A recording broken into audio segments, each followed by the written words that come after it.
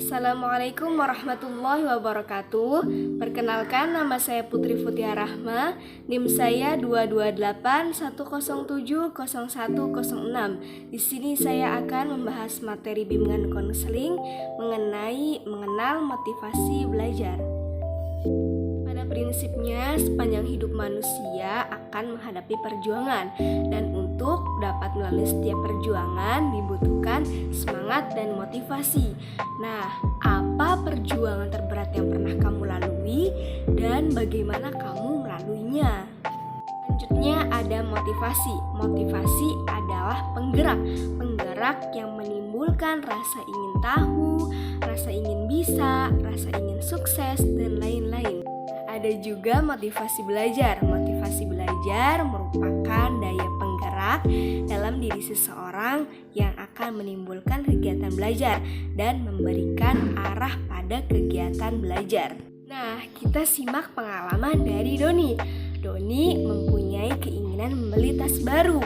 Ia ingin sekali memiliki tas baru, tetapi uang tabungannya belum cukup. Mengetahui hal tersebut, orang tua Doni mengatakan bahwa kalau Doni ingin dibelikan tas baru, nanti kalau naik kelas dan nilainya harus dapat mencapai 5 besar. Mendengar kata-kata ayahnya, Doni bertambah semangat belajarnya. Ia betul-betul belajar keras dan berdoa agar dapat memenuhi harapan orang tuanya. Selanjutnya ada jenis-jenis motivasi, terbagi menjadi 2, yaitu motivasi yang berasal dari dalam diri kita dan motivasi yang berasal dari luar diri kita. Contoh hal dari motivasi dalam diri kita yaitu adanya kemauan yang kuat untuk mencapai apa yang kita cita-citakan, disertai doa dan ibadah yang rajin. Selanjutnya yang kedua, motivasi yang berasal dari luar diri kita. Contoh halnya seperti untuk memenuhi harapan orang tua dan juga seperti halnya kita mengharapkan hadiah atau reward. Kita di sini juga akan coba memecahkan sebuah masalah tentang seorang anak yang malas dalam belajarnya. Sebut saja namanya itu Fuad. Fuad adalah anak pertama dari 3 bersaudara. Fuad adalah seseorang anak yang merupakan harapan satu-satunya orang tua dan juga untuk membantu ekonomi keluarga. Tapi sayangnya Fuad mempunyai pandangan yang berbeda dengan orang tuanya. Sebagai anak yang mulai berangkat remaja, ia ingin gaul seperti teman-temannya dengan alasan kebebasan. Ia tidak segan-segan membantah nasihat orang tuanya. Hampir setiap hari ia nongkrong bersama teman-temannya, kadang-kadang sampai larut malam sehingga paginya malas untuk masuk sekolah. Kalau sudah demikian, ia terus bolos, juga tidak pulang ke rumah, melainkan jalan-jalan ke beberapa tempat hiburan. Suatu hari ditanya oleh guru pembimbing, yaitu guru BK, kenapa tidak masuk sekolah? Dan si Fuad pun menjawab dengan sederhana, yaitu malas.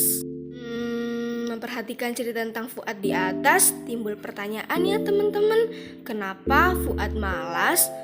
Fuad malas karena pada dirinya tidak ada motivasi. Mengapa tidak ada motivasi?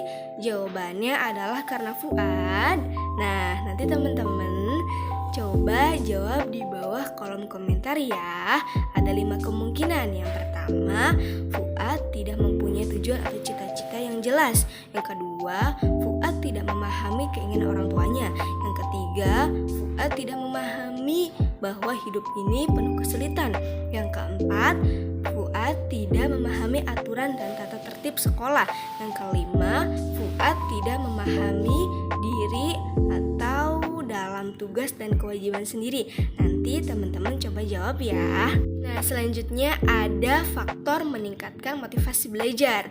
Yang pertama, itu setiap usaha belajar perlu ditetapkan niat dan tujuan yang jelas. Yang kedua, harus mempunyai rencana masa depan. Yang ketiga, merencanakan kegiatan belajar sebaik-baiknya.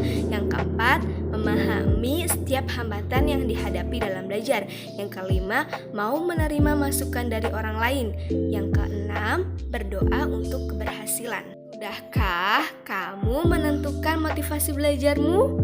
Motivasi harus selalu ada dan dipelihara agar senantiasa hidup menggelora di dalam jiwa kita selamanya.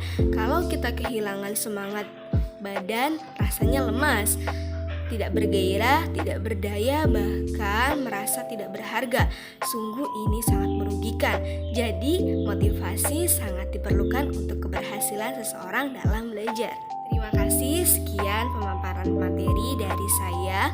Kurang dan lebihnya mohon maaf. Wassalamualaikum warahmatullahi wabarakatuh.